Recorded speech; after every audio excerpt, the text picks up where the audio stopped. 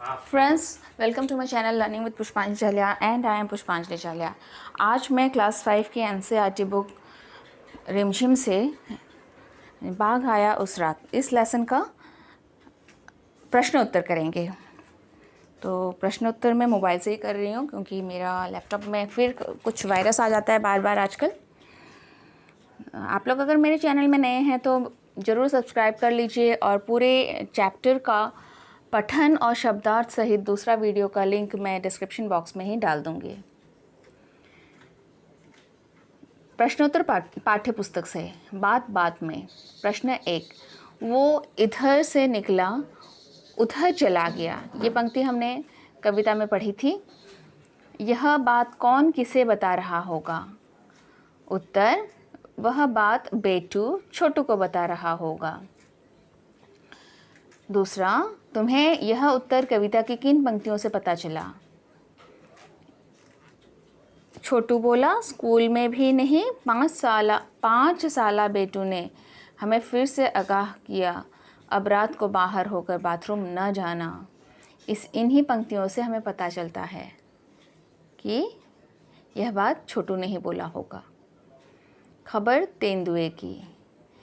पहला प्रश्न, कक्षा 2 की रिमझिम में अखबार में छपा एक समाचार दिया गया है।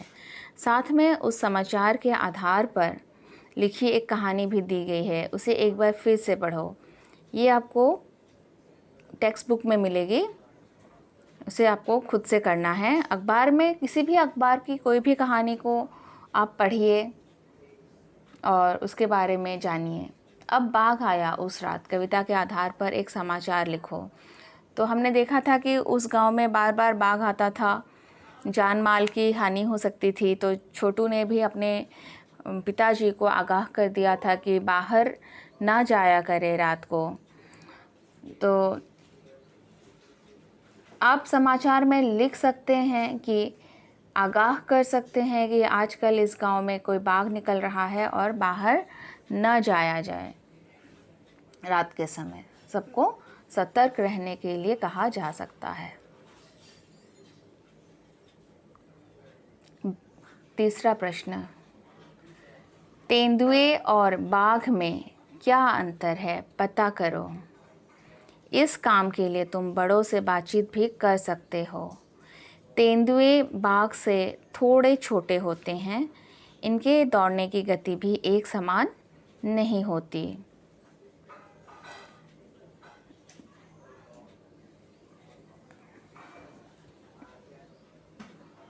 तेंदुए और बाघ की आप तस्वीर देखिए। तेंदुए जो है लियोपार्ड, जिसके बॉडी में, शरीर में गोल गोल से काला काला धब्बा होता है, और बाघ में जो है काले काले धारीदार लाइन बनी होती है।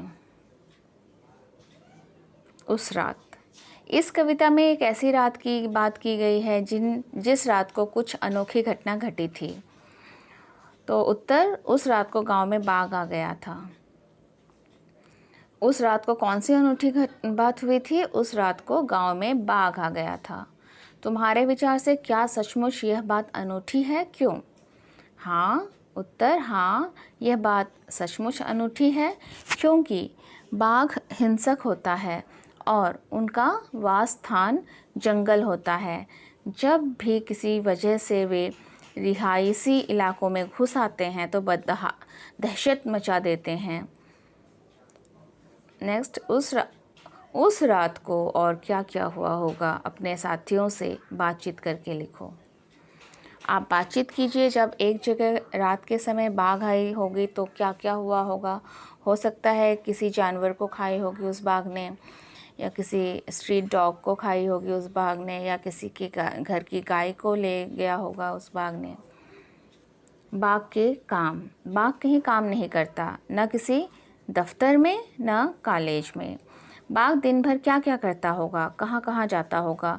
अपने साथियों के साथ मिलकर जानकारी एकत्रित करो, फिर चर्चा करके उस पर एक चित्रात्मक पुस्तक तैयार करो। इसे तुम अपने पुस्तकालय में भी रख सकते हो। तो ये बहुत अच्छी बात है। आप लोग बाघ पूरा दिन क्या करता है, इसमें बातचीत करने के लिए किस लिए कहा गया है? बातचीत करने से आपको दूसरे से भी आइडिया मिल सकती है। और उसके बारे में ज़्यादा पता चलने का आसार रहता है। उत्तर, बाघ दिन भर शिकार की खोज में जंगल में घूमता रहता होगा, कभी कभी सो भी जाता होगा। शिकार की खोज में वह झाड़ियों, नदियों आदि जगहों पर जाता होगा। आंखें फैलाकर, वो इधर से निकला उधर चला गया, वो आंखें फैलाकर बतला रहा था। नीचे आंख से जुड़े कुछ और मुहावरे दिए गए हैं, वाक्यों में इनका इस्तेमाल करो। आंख लगना, आंख मूंदना, आंखें भर आना, आंख दिखाना, आंख बचाना, सिर आंखों पर बैठाना। आंख लगना का वाक्य इस तरह से लिख सकते हैं जैसे कि उसके जाते ही मेरी आंख लग गई, मीन्स थोड़ी सी झपकी ले लेना। आंख मूंदना, कैंसर के कारण उन्होंने असमय ही आंख मूंद ली। कैंसर ऐसी एक बीमारी है जो असमय ही किसी की भी जान ले सकती है, तो इसमें आंख मूंदना यूज़ किया है। आंखें भर आना, पड़ोसी का दुखड़ा सुनकर मेरी आंखें भर आई, मीन्स आंसू भर गए होंगे आंखों में। आंख दिखाना, शिक्षक ने छात्रों को आंखें दिखाकर चुप कराया। आंख बचाना, हिरण शेर के पास से आंख बचाकर निकल गया। सिर आंखों पर बैठाना, गलत आदमी को कभी सिर आंखों पर नहीं बैठाना चाहिए। अब शब्दों की दुनिया। 5 साला बेटू ने हमें फिर से आगाह किया का मतलब क्या हो सकता है? सचेत किया, मनोरंजन किया, बताया, समझाया। सचेत किया, सचेत कर दिया कि आप भी जानकार के लिए सचेत कर दिया। दूसरा प्रश्न, कविता में इनमें से कौन सा भाव झलकता है? भय। उत्तर, भय या डर का भाव झलकता है। प्रश्न, किन किन पंक्तियों शब्दों से ये भाव व्यक्त हो रहा है? आश्चर्य। आश्चर्य हमें वो इधर से निकला उधर चला गया, मीन्स वो आश्चर्यचकित का थोड़ा सा पता चल रहा है। डर। अब रात को बाहर होकर बाथरूम न जाना, मीन्स डर गए थे लोग रात को निकलने में। अविश्वास। जाने कब बाघ फिर से आ जाए, हो सकता है कि बाघ फिर आ जाए। प्रश्न, जब हम कविता के जरिए कोई बात कहते हैं तो आमतौर पर शब्दों के क्रम को बदल देते हैं। जैसे कविता का शीर्षक बाघ आया उस रात। बाघ गद्य में उस रात बाघ आया होगा, ऐसा क्यों किया जाता होगा? कविता को अत्यधिक धारा प्रवाह और वाचात्मक बनाने के लिए आमतौर पर शब्दों के क्रम को बदल दिया जाता है, ऐसा लगे कि बातचीत हो रही हो। वाचात्मक। इस कविता की दूसरी कविताएं भी पढ़ो और इस किताब की दूसरी कविताएं भी पढ़ो और शब्दों के क्रम में आए बदलाव पर गौर करो। ऐसे ही कुछ वाक्यों की सूची भी बनाओ। दूसरी कविताओं में शब्दों के क्रम में आए बदलाव। गुरु एक थे और था एक चेला, इसी को क्रम सीरियल को चेंज किया है। यह मोटी है गर्दन, इसे तुम बढ़ाओ, था वह भी एक बच्चा।